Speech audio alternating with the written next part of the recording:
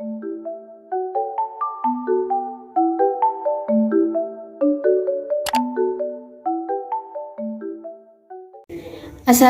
warahmatullahi wabarakatuh. Kami dari kelompok 5 akan mempresentasikan mengenai analisis kesalahan penulisan pada skripsi yang berjudul Pengaruh Macam Media dan Klon Terhadap Pertumbuhan Akar Metode Cangkok Susu pada Tanaman Kakao. Materi kami ini disusun oleh Patra Zahra Zelika, Ramadhani Hoirul Umam, Barirah Fitriana, Muhammad Syarif Hidayatullah, Hairul Anam, Nugroho, Muhammad Farhan Januar, dan Samuel Adi Saputra. Materi yang akan disampaikan yaitu yang pertama, apa itu karya tulis ilmiah, tata cara dan kaidah penulisan KTI, dan hasil analisis penulisan skripsi. Baik, untuk yang pertama saya akan menjelaskan tentang apa itu karya tulis ilmiah atau sering disebut dengan KTI. Karya tulis ilmiah merupakan sebuah karangan ilmu pengetahuan yang menyajikan fakta umum dan ditulis secara metodologi. Penulisan yang baik dan benar dan dapat dibuktikan benar tidaknya. Karya ilmiah harus ditulis secara konkret, artinya karya tersebut harus nyata atau benar-benar ada atau sesuai dengan kenyataan. Gaya bahasanya harus formal, jadi tidak menggunakan bahasa sehari-hari yang biasa kita gunakan, melainkan menggunakan bahasa Indonesia yang baik dan benar.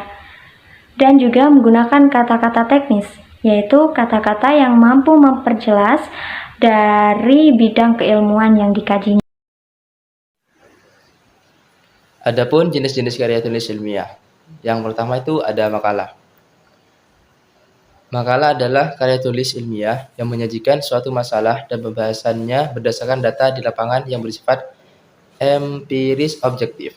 Penyajian dari sebuah makalah biasanya melalui proses berpikir deduktif atau induktif. Makalah ditulis dengan bahasa yang lugas dan tegas. Makalah memiliki sifat objektif, tidak memihak, berdasarkan fakta, sistematis, dan logis. Yang kedua, esai. Menurut ilmu jurnalistik, esai adalah tulisan yang berasal dari pendapat seseorang tentang satu permasalahan. Walaupun berdasarkan pendapat seseorang, bukan berarti esai merupakan tulisan yang murni bersifat subjektif. Nugraheni membagi esai menjadi esai ilmiah dan esai sastra. Pada esai ilmiah, pendapat penulis didasarkan pada hasil penelitian yang bersifat objektif. Sementara pada esai sastra, tulisan berdasarkan pada kesan dan sikap penulis terhadap topik yang dibahas.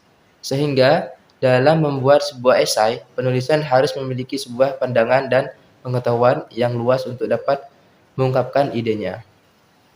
Nah, di sini saya akan menjelaskan ada dua macam, yaitu review buku dan karya tulis ilmiah.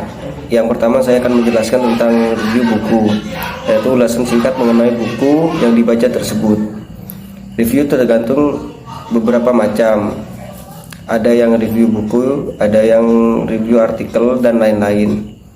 Nah, pada intinya review tersebut berkaitan tentang ulasan singkat mengenai apa yang dibaca, entah itu dalam bentuk artikel atau buku.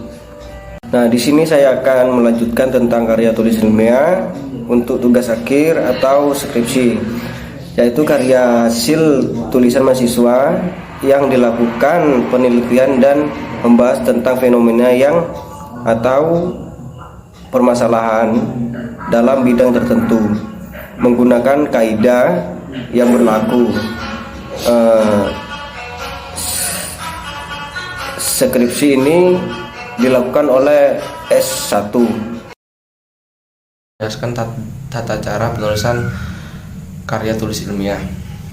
Dalam melakukan karya tulis ilmiah perlu diperhatikan tata cara dan kaidah.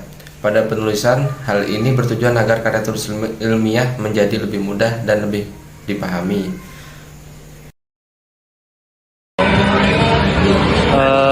Hasil analisis dari kelompok kami, yang pertama ini kesalahan dalam penulisan kata. Kesalahan yang pertama adalah penulisan penyakit busuk buah kakao. Untuk pembetulannya adalah kata busuk diganti dengan busuk, yang mana tulisannya pembetulannya menjadi penyakit busuk buah kakao. Yang nomor 2 adalah kesalahannya dengan alasan sulit atau rumit dalam melakukannya. Pembetulannya yaitu pada kata melakukannya yaitu ditambahkan tambahkan huruf n. Jadi pembetulannya adalah dengan alasan sulit atau rumit dalam melakukannya. Kesalahan yang ketiga pada tulisan pada cangkokan selanjutnya akan tubuh akar yang lain. Untuk pembetulannya yaitu ada pada kalimat tubuh, yang mana yang benar adalah kata tumbuk. Jadi pembetulannya pada cangkokan selanjutnya akan tumbuh akar yang lain. Untuk kata kalimat yang keempat ini ada kesalahan dalam tulisan dibandingkan dengan lainnya, yaitu pada kata lainnya yang mana n-nya itu dia hanya double atau 2. Jadi pembetulannya itu dibandingkan dengan lainnya, jadi penambahan n di sana. Untuk kalimat yang kelima, di sini ada kesalahan serta bersedia mendapatkan sanksi akademik jika di kemudian hari pernyataan tidak benar. Kesalahannya yaitu ada pada kalimat sanksi, yang mana pembetulannya itu serta bersedia mendapatkan sanksi akademik jika di kemudian hari pernyataan tidak benar. Jadi mungkin itu saja. Untuk selanjutnya dilanjutkan oleh rekan saya. Kesalahan tanda baca. 1. Kurang tanda baca koma. Kesalahan pada kalimat maka dari itu petani kakao di Indonesia sering melakukan perbanyakan tanaman kakao. Pembetulan. Maka dari itu petani kakao di Indonesia sering melakukan perbanyakan tanaman kakao.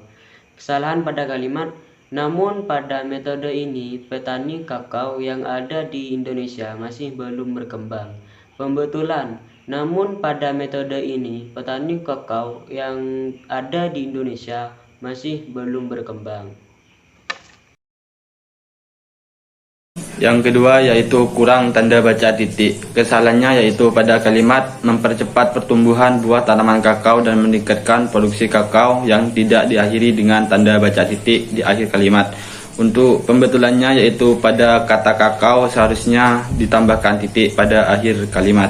Yang ketiga yaitu kesalahan pada penggunaan tanda spasi.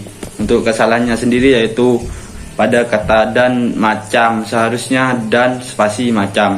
Yang keempat yaitu kesalahan dalam kata ejaan. Untuk kesalahannya sendiri yaitu pada kata temperatur seharusnya untuk pembetulannya yaitu temperatur. Terus yang kelima yaitu kalimat tidak efektif. Untuk kalimat yang tidak efektif yaitu pada kata pernyataan tidak nyata. Untuk pembetulannya yaitu tidak berbeda nyata. Sekian dari kelompok kami. Mohon maaf bila ada kesalahan kata. Wassalamualaikum warahmatullahi wabarakatuh.